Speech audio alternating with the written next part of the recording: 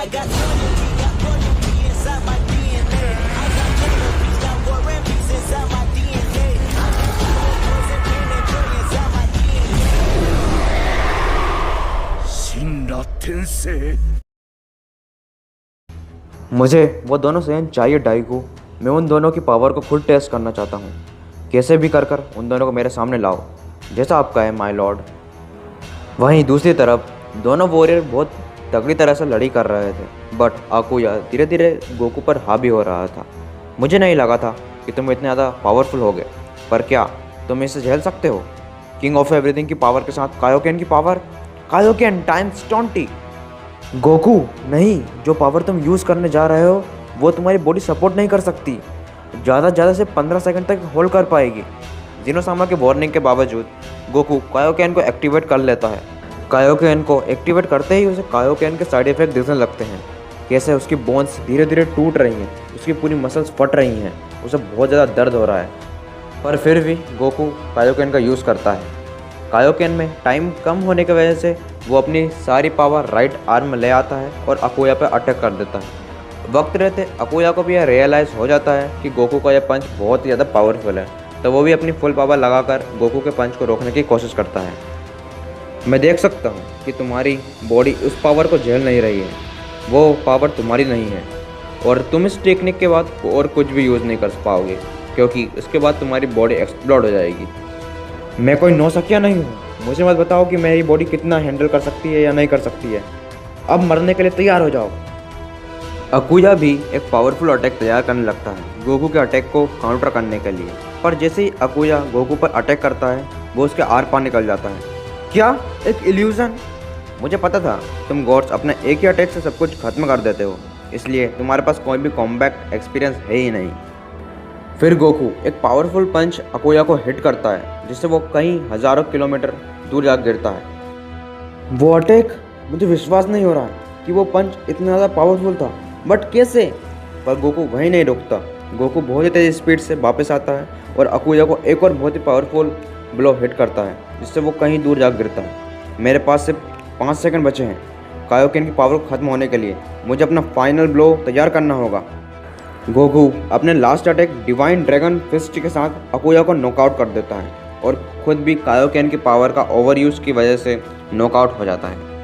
तभी वहाँ पर डेको आ जाता है और सारी फाइटर्स की एनर्जी रिस्टोर करने के बाद गोकू और वेजिटा को ब्रोली के पैलेस पर ले आता है। यह रहे वो दोनों वॉरियर माय लॉर्ड। ठीक है, इन दोनों को यहाँ पर छोड़ दो और उन्हें रिकवर होने दो। मीनवाइल ग्रैंड प्रिस्ट अपनी पूरी ताकत से टाइम चैम्बर पर एक बहुत ही पावरफुल सील लगा देते हैं। आई होप यह सील उन दोनों को रोकने में कामयाब हो, ताकि उतना समय में हम बहुत ज़्यादा पावरफुल बन सकें। ट्रस्ट मी ग्रैंड प्रिस्ट, हम कैसा न कैसा कर कर उन दोनों को रोक ही लेंगे। मीनवाइल ब्रोली के पैलेस पर वेजिटा और गोकू अब उठ गए थे। मेरी बॉडी पूरी तरह से ठीक हो चुकी है, पर कैसे? मैंने तो सोचा था कि कायोकेन की पावर की वजह से मेरी बॉडी पूरी तरह से डिस्ट्रॉय हो जाएगी। यह तो अमेजिंग है, मैं अपने अंदर बहुत ज़्यादा पावर फील कर पा रहा हूँ। तभी वहाँ पर ब्रोली आ जाता है। ये प्रेजेंस कैसी है? आज तक मैंने ऐसी पावर कभी फील नहीं करी। सही कहा वेजिटा, ये पावर ज़रूर इस मल्टीवर्स के किंग की होगी। मैं इसकी पावर तो मेज़र भी नहीं कर पा रहा हूँ। दोनों सैयंस फिर ब्रोली और डेको से मिलते हैं। ब्रोली कहता है, वाह, आखिरकार तुम दोनों उठ ही गए। फिर गोकू कहता है, तुमने हमें बचाया, उसके लिए बहुत बहुत थैंक यू। पर तुम भी हमारी तरह एक सैयन हो, पर तुम्हारे पास इतनी ज़्यादा पावर कैसे है? तुम तो अभी ट्रांसफॉर्म भी नहीं हो। तो आखिरकार तुमने रियलाइज़ हो ही गया, मैं कोई ऐसा वैसा सैयन नहीं हूँ, मैं फर्स्ट लेजेंडरी गॉड सैयन हूँ। दोनों ही ब्रोली की बात सुनकर बहुत ज़्यादा सरप्राइज हो जाते हैं, पर वो दोनों कुछ बोल पाते उससे पहले ही ब्रोली उन दोनों पर अटैक कर देता है। तुम दोनों ने मिलकर थर्ड मोस्ट स्ट्रॉन्गेस्ट गॉड को हरा दिया है और मैं देखना चाहता हूँ कि तुम दोनों और क्या क्या कर सकते हो। आखिर कैसे? उसके पंच इतने ज़्यादा पावरफुल कैसे हैं? वेजिटा, हमें तुरंत ही अपने हाईएस्ट फॉर्म में ट्रांसफॉर्म होना होगा, वरना हम और कुछ करने के लिए बचेंगे ही नहीं।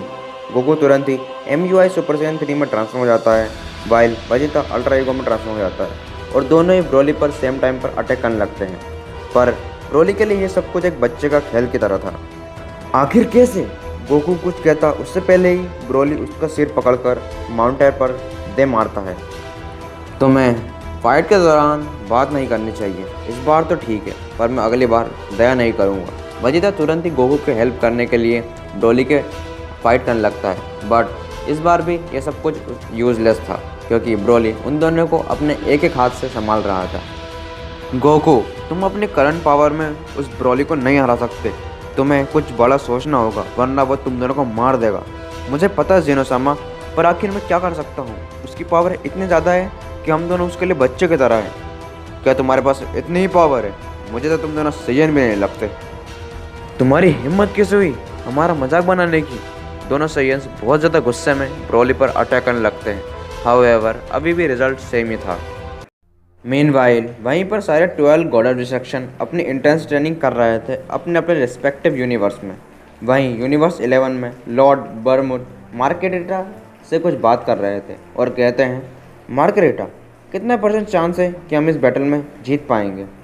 लॉर्ड बर्मुड, जितना मैं अभी तक समझ पाई हूँ, गोकू और वेजिटा एक वॉरियर रेस जिनका नाम सैयन है उससे बिलोंग करते हैं और उनकी पावर की कोई लिमिट नहीं है और हमारे पास अभी इतनी पावर भी नहीं है कि हम उन्हें तुरंत ख़त्म कर सकें। मुझे विश्वास नहीं हो रहा है कि उन दोनों सैयन्स की पावर इतनी है कि खुद किंग ऑफ एवरीथिंग उनसे डर रहे हैं।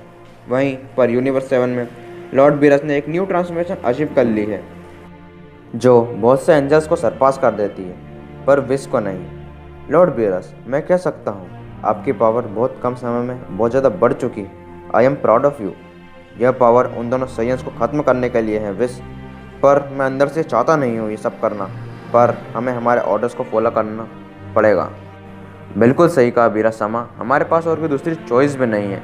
अब उन दोनों सैयन्स को हमारी पावर का सामना करना पड़ेगा। तुम सही हो विश, अब हमारा काम यही है कि हम उन दोनों सैयन्स को ख़त्म करके पूरे मल्टीवर्स में शांति वापस ले आ सकें। मीनवाइल ज़ेनोसामा के पैलेस पे ग्रैंड प्रिस्ट और ज़ेनोसामा आपस में कुछ बात कर रहे थे। माय लॉर्ड, अगर उन दोनों सैयन्स की पावर जितनी हमने सोची है उससे ज़्यादा हुई तो हम क्या करेंगे? वो दोनों सैयन्स हमेशा मेरे प्लान में टांग अड़ा देते हैं। अगर उन दोनों की पावर हमसे ज़्यादा हुई तो हम कुछ नहीं कर पाएंगे ग्रैंड प्रिस्ट। माय लॉर्ड, आपकी परमिशन हो तो मैं भी आपसे ट्रेनिंग स्टार्ट करना चाहता हूँ ताकि मैं भी अपनी पावर को इंक्रीज कर सकूँ।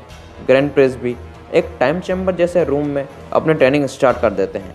वहीं दूसरी तरफ गोकू और वेजिटा बहुत ज़्यादा इंजर्ड हो चुके थे ब्रोली से फाइट करने के दौरान। वो दोनों कुछ भी क्यों ना कर लें, कैसे भी अटैक क्यों ना कर लें, ब्रोली को कुछ फ़र्क ही नहीं पड़ता। अभी तक मैं अपने 50% पावर तक भी नहीं पहुंचा।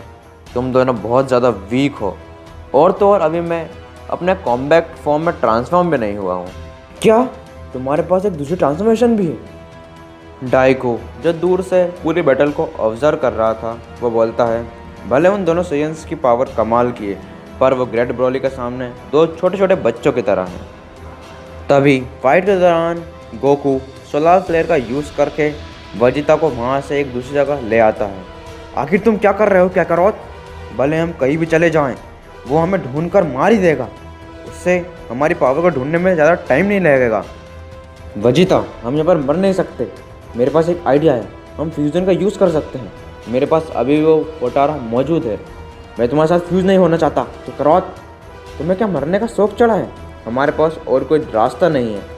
क्या तुम श्योर हो अगर हम फ्यूज़ हो जाएंगे तो हम उसे हरा पाएंगे? नहीं, पर मैं इतना 100% श्योर हूँ कि जब हम फ्यूज़ होंगे तो एक ऐसी पावर पैदा होगी जो आज तक किसी ने नहीं देखी होगी। तो ठीक है, तुरंत मुझे पोटारा फेंको। गोकू फिर वेजिटा के पास पोटारा रिंग्स फेंक देता है और दोनों का फ्यूजन स्टार्ट हो जाता है।